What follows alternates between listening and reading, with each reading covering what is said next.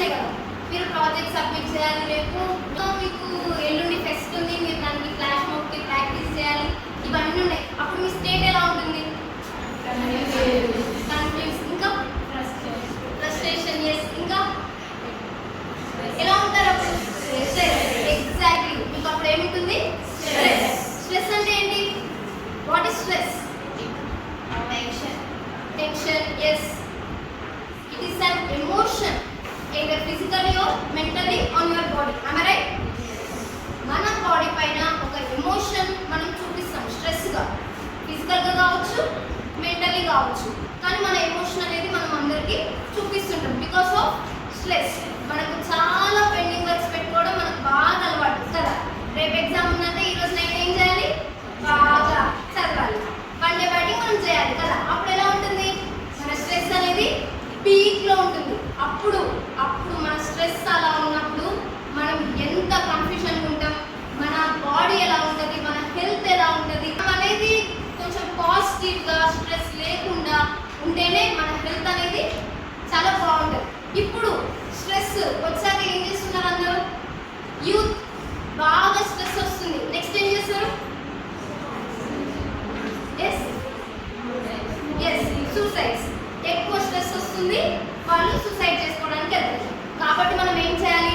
ముందు నుంచే ఒక ప్లానింగ్ అనేది ఉండాలి. ఒక ప్లానింగ్ వేసుకొని ఒక టైం మేనేజ్మెంట్ చేస్తూ మంచిగా ప్రిపేర్ అయ్యి ఈ టైంలో ఇది కంప్లీట్ చేసుకోవాలి, వన్ డే బ్యాటింగ్స్ ఇవన్నీ మనం మానేస్తే మనం ఏం స్ట్రెస్ లేకుండా చాలా బాగుంటుంది. And do you know what is conflict? Conflict, yes, fight. ఇంకా వాట్ ఈస్ కాన్ఫ్లిక్ట్? చాలా స్ట్రెస్లో ఉన్నాం అనుకోండి, అప్పుడు ఏమవుతుంది? కాన్ఫ్లిక్ట్స్. ఇప్పుడు మీకు చాలా నచ్చిందే కావచ్చు, కానీ మీరు అప్పుడు ఖచ్చితంగా గొడవ పడతారు ఆ మనుషులతో, నచ్చిన వాళ్ళతో అయినా కూడా, అవునా కాదా? So conflict is a fight between the two decides. మీరు ఇప్పుడు నేను ఈరోజు ఉన్నారు, కాలేజ్కి వెళ్ళాలా వద్దా, మీ డిసైడ్స్ ఇది కదా. కాలేజ్కి వెళ్ళాలి, కాలేజ్కి వెళ్ళొద్దు, ఇంటికాడ ఉండి ఎంజాయ్ చేయాలి. ఈ టూ డిసైడ్స్ కూడా మీవే, కానీ ఆ రెండింటి మధ్యలో మీకు కాన్ఫ్లిక్ట్ అనేది ఉంటుంది, అవునా కదా? స్ట్రెస్ ఎక్కువగా ఉంటే కాన్ఫ్లిక్ట్ వస్తుందా? కాన్ఫ్లిక్ట్ ఎక్కువగా ఉంటే కూడా స్ట్రెస్ వస్తుంది. అంటే they both are interlinked. Stress ఉన్నా కాన్ఫ్లిక్ట్ వస్తుంది, కాన్ఫ్లిక్ట్ ఉన్నా స్ట్రెస్ వస్తుంది. మరి ఇలాంటి స్ట్రెస్ని, కాన్ఫ్లిక్ట్ని, అసలు వీటి టైప్స్ ఏంటి, అసలు స్ట్రెస్ ఎందుకు వస్తుంది? మనం ఎప్పుడైతే ఎక్కువగా బర్డెన్గా ఏదైనా కరెక్ట్గా ప్లాన్ చేసుకోకుండా ఒక టైం మేనేజ్మెంట్ అంటూ లేకుండా ఇలా ఉంటేనే మనకు స్ట్రెస్ అనేది వస్తుంది. మరి ఈ స్ట్రెస్ యొక్క టైప్స్, దాన్ని ఎలా మనం మేనేజ్ చేసుకోవాలి, మనం ఎలా బయటికి రావాలి, మనం ఎలా సక్సెస్ఫుల్ కావాలి, స్ట్రెస్ లేకుండా మన హెల్త్ని ఎలా బాగా చూసుకోవాలి అనేది తెలుసుకుందాం. సో ఇంతసేపు మనం స్ట్రెస్ గురించి మాట్లాడుకున్నాం, కాన్ఫ్లిక్ట్ గురించి మాట్లాడుకున్నాం. సో అందరికీ అర్థమైందా? స్ట్రెస్ అంటే ఏంటి, కాన్ఫ్లిక్ట్ అంటే ఏంటి? అర్థమైంది కదా. సో ఇప్పుడు వాటి టైప్స్ ఏంటో తెలుసుకుందాం. సో టైప్స్ ఆఫ్ స్ట్రెస్ ఎవరికన్నా తెలుసా? టైప్స్ ఆఫ్ స్ట్రెస్ ఎన్ని స్ట్రెస్ టైప్స్ ఉంటాయి? ఎన్ని టైప్స్ ఉంటాయి? 3 types. There are 3 types of stress. So they are, first one is general stress, next one is cumulative stress, next one is chronic stress. So we have 3 types of stress. First one, general stress అంటే ఏంటి? కొద్దిసేపట్లోనే stress, కొద్దిసేపే ఉంటుంది ఆ stress మనలో, అది general stress. Next cumulative stress అంటే కొన్ని months ఉంటుంది stress. Next third one chronic stress. Chronic stress అంటే లైఫ్ లాంగ్ ఉంటుంది. సో వీటిలో మనకి డేంజర్ ఏది? ఏ stress? Chronic stress. So life long stress ఉంటే మనం ఏమైనా చేయగలుగుతామా? ఏం చేయలేము. సో ప్లాన్ అంటూ మనకు ఉండాలి, టైమింగ్ అంటూ మెయింటైన్ చేయాలి. రేపు పొద్దున ఇంటర్వ్యూ ఉంది మనకి, సో మనం టైం ప్లాన్ చేసుకోవాలి. ఏ టైంకి వెళ్ళాలి, ఎక్కడికి వెళ్ళాలి, ఎలా వెళ్ళాలి, ఏం నేర్చుకోవాలి. సో ఒక్కసారి నైట్ విజన్ చేసుకోండి, ఏం నేర్చుకుంటున్నారు ఇంటర్వ్యూస్కి. సో ఇలా మనకు ప్లాన్ అంటూ ఉంటే మనకి స్ట్రెస్ అనేది ఉండదు. ఇప్పుడు స్ట్రెస్లో 3 టైప్స్ చూశారు కదా. ఇప్పుడు ఫర్ ఎగ్జాంపుల్ ఒక ఎగ్జామ్ ఉంది, మీకు ఒక సెమిస్టర్ ఎగ్జామ్ ఉంది.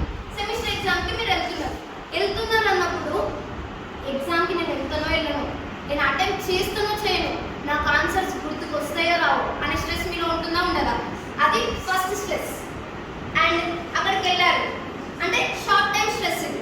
అక్కడికి వెళ్ళిరు, ఎగ్జామ్ రాసిరు, అయిపోయింది. వచ్చిన తర్వాత రిజల్ట్ దేనికోసం వెయిట్ చేస్తాం? రిజల్ట్ ఎప్పుడు వస్తుంది, ఎన్ని డేస్ లో వస్తుంది, ఎన్ని మంత్స్ లో వస్తుంది రిజల్ట్ వస్తుంది, పాసా ఫెయిలా, అవునా కదా? దానికోసం ఒక 3 months షార్ట్ టర్మ్ గా వెయిట్ చేస్తాం కదా.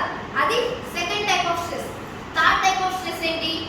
రిజల్ట్ వచ్చింది కానీ నాకు బీటెక్ అయిపోయేలోపు బ్యాక్లో పడుతుందేమో, నాకు జాబ్ వస్తుందో రాదో, నేను ఎట్లుంటానో ఏమో అనేది ఉంటుంది కదా.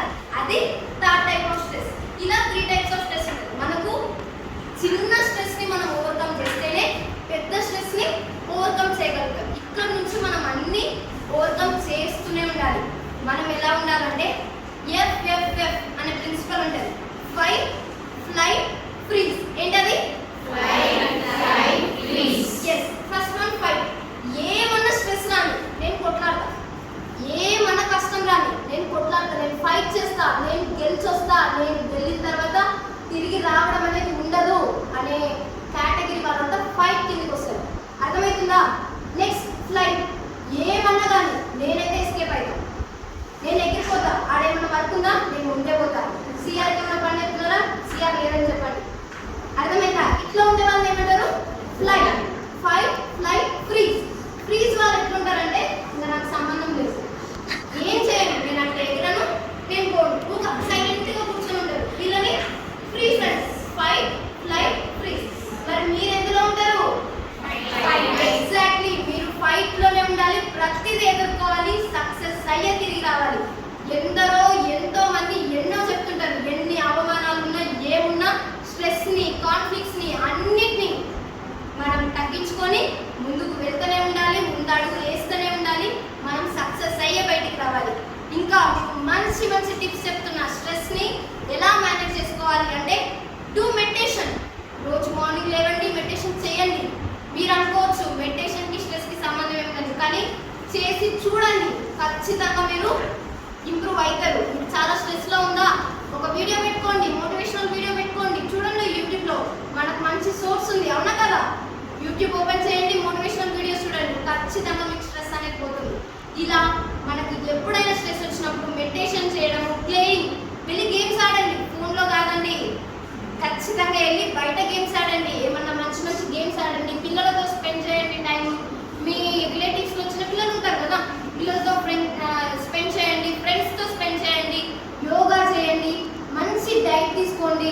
బిర్యానీలు, పిజ్జాలు, బర్గర్లు ఇలాంటివి కాదమ్మా, మంచి డైట్ తీసుకోండి. ఇవన్నీ ఉండడం వల్ల మనం స్ట్రెస్ని బాగా